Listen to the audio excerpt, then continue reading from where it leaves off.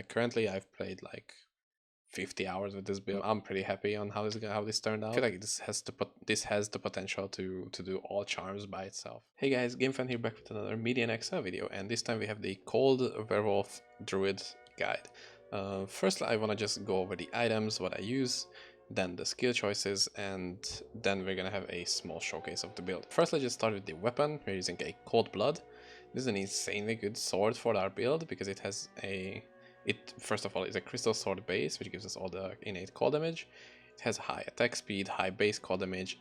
It has the minus cold. Procs are really strong. The Blizzard and the Shatter of Flesh are both gonna be proccing a lot, but the Blizzard is gonna show up a decent amount of times even if you're fighting a boss. And we have the 20% max life over 5-second regen. It's when we're taking weapon damage, so it's every time we get basic attacked by an enemy, just like a regular attack, not a spell.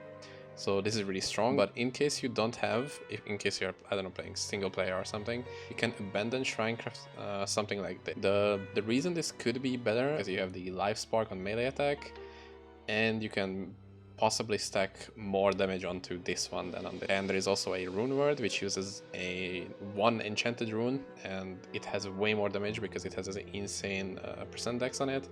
But I prefer this because I feel like I have enough damage and we mostly just need as much tankiness as we can get. For the chest I'm using a Hellfire plate. It's insane, like it's really strong. It has the innate elemental damage per 250 strength and dex. It also has minus elemental res, life spark on melee attack.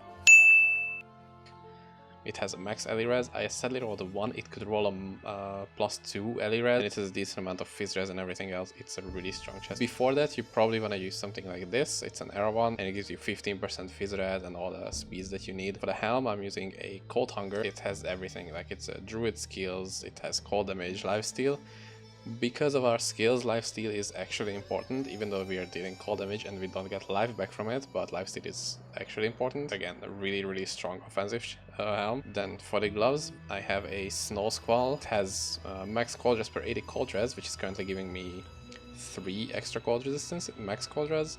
There's a +1 all skill, some hit recovery, and nice flat cold damage, innate elemental damage, and minus cold res. If you don't have the money to buy this, crafting an abandoned shrine gloves is perfectly fine. It probably even has more damage. Simply just the amount of dexterity you can get on this one, with minus 10 cold res and then all druid skills and even some attack rating. You could even get some attack speed or life on hit, which is, again, both are very strong stats. For boots, I'm currently just using an abandoned shrine craft. Again, abandoned shrine, craft and blast. 5 amethyst. You could use 5 poly runes, but it doesn't matter. For the shield, I'm currently using a flying saucer. It has the insane minus 25 cold res. It has 30 movement speed, which is really nice. What I have for now is we're gonna craft a rune word. Doing this in a bone shield because it can have 6 sockets, and I get one with a +1 fizz res base.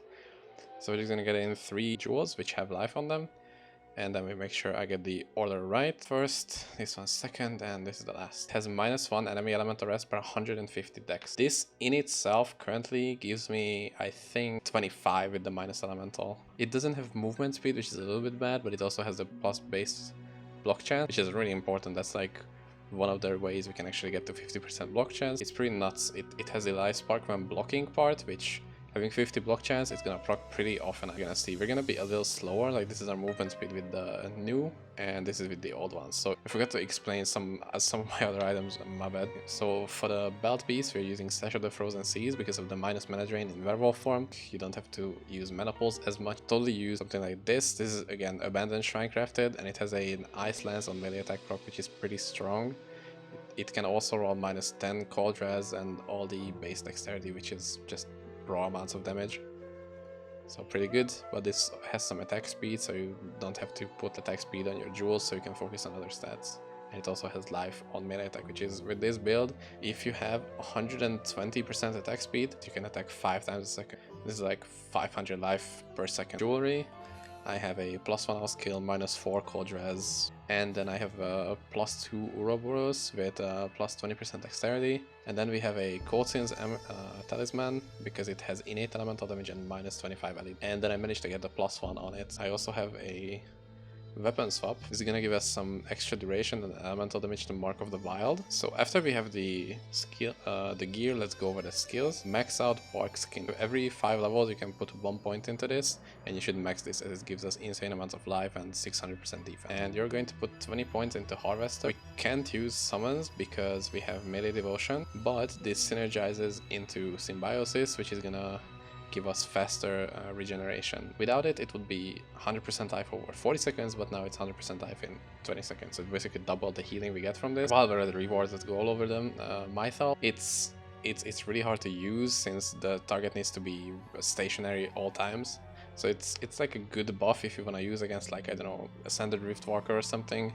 But you are like really in need of points, just don't use this, because for map clearing you're like 100% not gonna use this. I'm using Survival Instinct because of the Fizz Res and the extra Cold Res. Again, it's another 20%. It's like having more innate damage. 1 point is perfectly enough. More points, you're just gonna get more spell focus. But if you don't really want this, you could just get Fairy Fire, which is gonna give you more avoid chance. Highest avoid chance we get is gonna be from Werewolf form. We maxed this out because of the max avoid chance. 1 point into Menopause because Werewolf form turns all our mana regen into negative. I'm just gonna show how it works. You can see our mana is almost halfway gone. We just attack once and it zooms back to max. I think I also have a Mark of the Wild bonus elemental damage. So, you know, pretty cool stuff. Go for Harbinger, and as it's gonna be our main clear skill, we need Ceaseless Fury to be level 6, so Harbinger doesn't have a cooldown, so you can teleport basically 5 times a second. Feed the pack, it's 1 point is perfectly enough, and here's where the Life Leech is gonna come in, because for every 2 points of lifesteal we get 1 minus enemy cold res, and we have the Twisted Claws is gonna be our single target damage. It spawns tiny tornadoes and they proc damage really fast, that's why all the on-striking stuff is gonna be really important. And then we have Hollow the Spirits, which is gonna double cold skill damage, which is gonna be Harbinger and Twisted Claw, and we're gonna have minus 25 enemy cold res. Master is just Tenacity and Melee Devotion. I don't use Specialization yet because I really need my points elsewhere.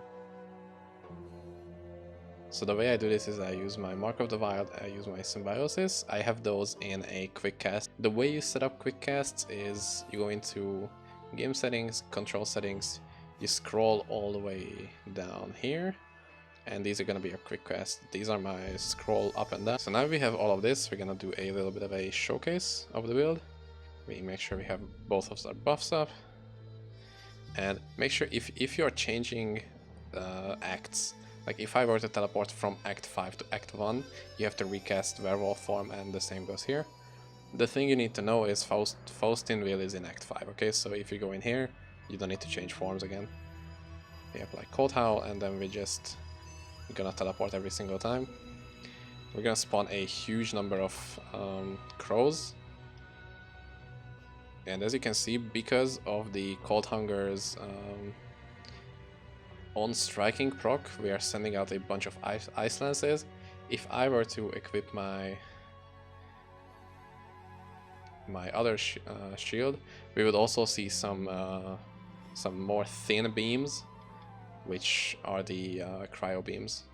Those also deal some nice extra amount of damage. So as you can see, we are pretty much deleting everything here. Like they don't stand a chance because we have a pretty cool amount of damage. The problem is you're gonna be interrupted a lot and you're gonna spend a lot of time blocking. That's why you would ideally want to go for at least 86% block and hit recovery speed, because those are the fastest frames possible. I'm gonna look up one of the bosses, make sure that I show the single target damage as well. And as you can see, the boss's HP is melting pretty quickly, and he's dead. So that's meant to be like a small little showcase of the build. So that's pretty neat. Otherwise, this build is getting pretty stacked up. So yeah, thanks for checking out the build. Hopefully you will try it out and have as much fun as I did. Until the next video, see you guys. Bye.